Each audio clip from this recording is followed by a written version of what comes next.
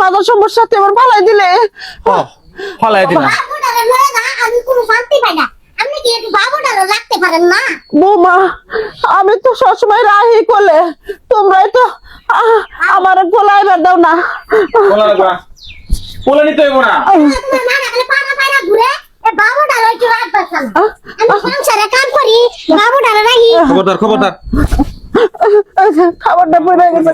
দেন লাগবো না আমরা আদর গিরি। শোনো নাও। এত আদিক্ষিতে দেখাইতে হইব না। বাড়িতে তোমার বাইকে দিছি না, তুমি যাও না কেন? হ্যাঁ তোমার লজ্জা করে না? আমি কই যাবো? আমি কই যাবো? আমার তোর বাড়ি একটা কোনা আমার জায়গা দিস বাবা, আমার ভাই করে দিস না। আপনি কোনো জায়গা নেই, বাইকে বাইরন। আমি দাদু বাইরে ছাড়া বাঁচবো না। খালা চেয়ারম্যানের বিয়ে হয়েছে, মা আমার পোলাটা একটু বুঝার না, আমার বাচ্চাকে বাই করে দিতেছে। আমি সবকিছু শুনছি এবং সবকিছুই দেখছি।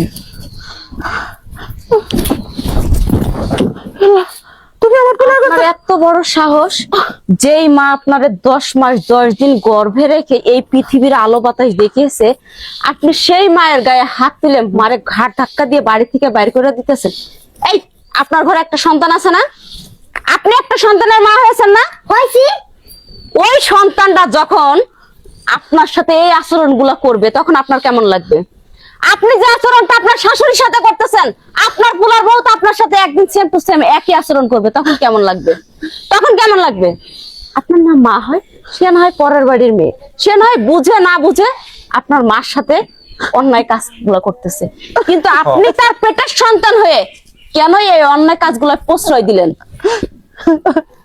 আমার পোলাই বাঁচল না রে মা। যেদিন থেকে আমার এই পোলার বউটা আইছে কয়েকটা মাস ভালো গেল। আর বিচার দেন। আপনি যে কি মনে না সিনা হয়েছে জানা হয়েছে। একদম চুপ। আসলে আপনি একটা বেয়াদব মহিলা, আপনার সাথে কথা বলাই ঘাট হয়েছে আমার। মা আমার ভুল হয়ে গেছে মা। ও মা তুমি আমার মাফ করে দাও। আমি বুঝতে পারি নাই।